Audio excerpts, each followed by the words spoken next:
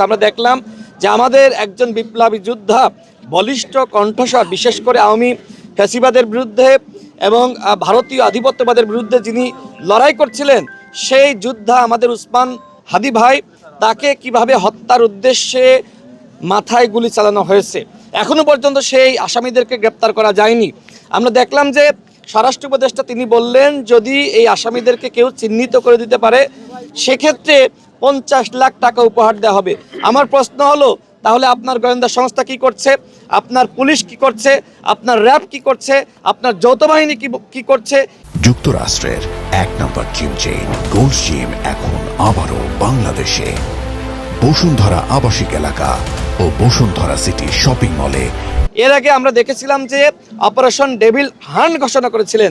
আমার কাছে মনে হয় যে এইবার যে সরকার বা স্বরাষ্ট্র উপদেষ্টা বা স্বরাষ্ট্র মন্ত্রণালয়ের পক্ষ থেকে বলা হচ্ছে যে অপারেশন ডেভিল হান্ট 2, আমার মনে হয় যে এই ফ্যাসিবাদের দোসর যারা সরকারে রয়েছে, উপদেষ্টা পরিষদে রয়েছে, যারা বিভিন্ন দপ্তরে সেক্টরে রয়েছে, বিভিন্ন বাহিনীতে রয়েছে, ফ্যাসিবাদের ওই প্রেতাত্মাদেরকে ধরার জন্য এইবার অপারেশন ডেভিল হান্ট 2 ঘোষণা করা উচিত। আমি সর্বশেষ বলতে চাই, দেখেন এই যে আওয়ামী লীগ অরাজকতা সৃষ্টি করছে এবং একই সাথে কিভাবে নির্বাচন বানচাল করা যায় সেই চক্রান্ত কিন্তু আওয়ামী লীগ করছে এবং এর সাথে কিন্তু ভারতের এক ধরনের যোগ সাজেশ রয়েছে। তো সেক্ষেত্রে আমরা যারা বাংলাদেশের ফ্যাসিবাদ বিরোধী শক্তি রয়েছি, আমরা যদি একতাবদ্ধ না থাকি সেক্ষেত্রে কিন্তু আগামী নির্বাচন এই সরকার যতই চাক না কেন বা নির্বাচন কমিশন যতই আন্তরিক হোক না কেন, তারা কিন্তু সুষ্ঠু নির্বাচন জাতিকে উপহার দিতে পারবে না। আমি আর একটা বিষয় বলি যে গতকাল দেখলাম প্রধান নির্বাচন কমিশনার তিনি বললেন যে উসমান হাদিকে যে গুলি করা হয়েছে এটি নাকি বিচ্ছিন্ন ঘটনা। দেখেন, আওয়ামী লীগ যে চক্রান্ত বা ষড়যন্ত্র শুরু করেছে এটি কোনো বিচ্ছিন্ন ঘটনা নয়। আমার ভাই উসমান হাদিকে এই ডিসেম্বর মাসে তাকে গুলি করে হত্যার উদ্দেশ্যে গুলি করা হয়েছে, এটা কোনো বিচ্ছিন্ন ঘটনা নয়।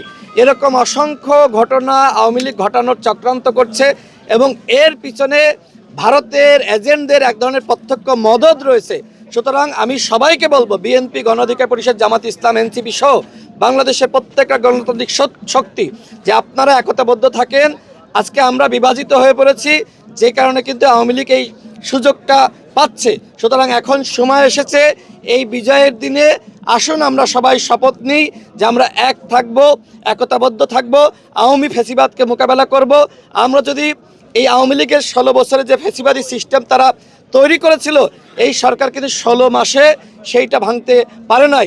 আজকে যদি রাজনীতিবিদরা একতাবদ্ধ হয়ে এই ফ্যাসিবাদী সিস্টেম এবং আওয়ামী ফ্যাসিবাদকে নির্মূল করতে না পারে সেক্ষেত্রে কিন্তু আমাদের সবার জন্য বিপদ অনিবার্য।